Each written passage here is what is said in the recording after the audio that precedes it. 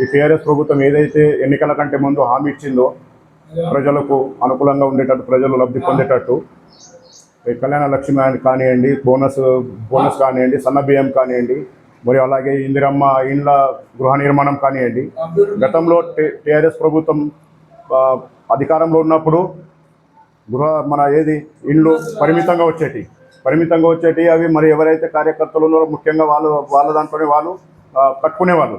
ఇప్పుడు అలా కాకుండా ఈ కాంగ్రెస్ ప్రభుత్వము ఎలాంటి పార్టీతో సంబంధం లేకుండా, కుల మతాలతో సంబంధం లేకుండా అర్హులందరికీ ఇండ్లు కట్టుకోవడానికి పుష్కలంగా ఇండ్లు మంజూరు అవుతున్నాయి. చాలామంది లబ్ధి పొందుతున్నారు, చాలామంది ఒక ఆశ్రయం కూడా పొందుతారు. కానీ ఇంకా రెండో విషయం, మళ్ళీ ఇంకోటి మన పింఛన్ల విషయానికి వస్తే అప్పట్లో కూడా పింఛన్లో కూడా అవకతవకలు జరిగి పార్టీ పరంగానే కొన్ని అమలు చేసుకున్నారు. అది కూడా చాలా తప్పు విషయం. ఇప్పుడు మళ్ళీ జూన్ 2వ తారీఖు పింఛన్ల పథకం పెట్టబోతున్నారు. చాలామంది అందులో లబ్ధి పొందుతారు. మళ్ళీ టీఆర్ఎస్ ప్రభుత్వం ఏదైతే మిగులుబాటు బడ్జెట్తో తెలంగాణ వస్తుండేనో దానికి ఒక కుటుంబం ఏ విధంగా వాడుకున్నారు, రాష్ట్ర బడ్జెట్ ఏ విధంగా ఎక్కడ జరిగిపోయినాయి, నీళ్లు నిధులు నియామకాలనే కాన్సెప్ట్తో తెచ్చుకున్న తెలంగాణను ఏ విధంగా అడ్డదారి పట్టించారో, ఎవరు లబ్ధి పొందిరు అనేది తెలంగాణ ప్రజానీకానికి తెలుసు.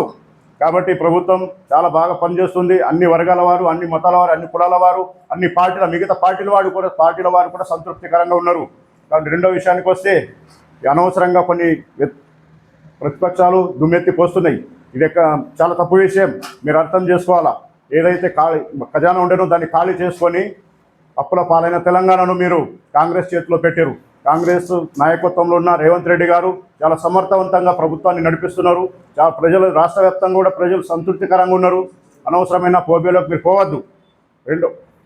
ఏదైతే తెలంగాణ ప్రభుత్వం కులగణన చేయాలని నిర్ణయించిందో, కులగణన మొదలైన కొన్ని రోజులకే ఒక పర్సన్ స్టే తీసుకొని రావడం వల్ల అది ఆగిపోయింది. కానీ ప్రభుత్వం దీన్ని ఖచ్చితంగా కంటిన్యూ చేస్తుంది. కులగణన చేయడం వల్ల ఏ కులంలో ఎంత, మేల్ ఎంత, ఫిమేల్ ఎంత అనేది ఒక లెక్క కూడా ఉంటుంది. మరి అలాగే అన్ని వర్గాలకు, అన్ని కులాల వారికి కూడా ఇందులో రిజర్వేషన్ పరంగానే అందరికీ న్యాయం జరుగుతుంది. ఖచ్చితంగా కులగణన అనేది చేసి తీరాలి. కులగణను ఆపద్దు ప్రభుత్వం ఈ విషయం మీద ముందుకెళ్ళాలి అని నేను కోరుకుంటున్నా. చాలా బాగుంది, సంతృప్తికరంగా ఉంది.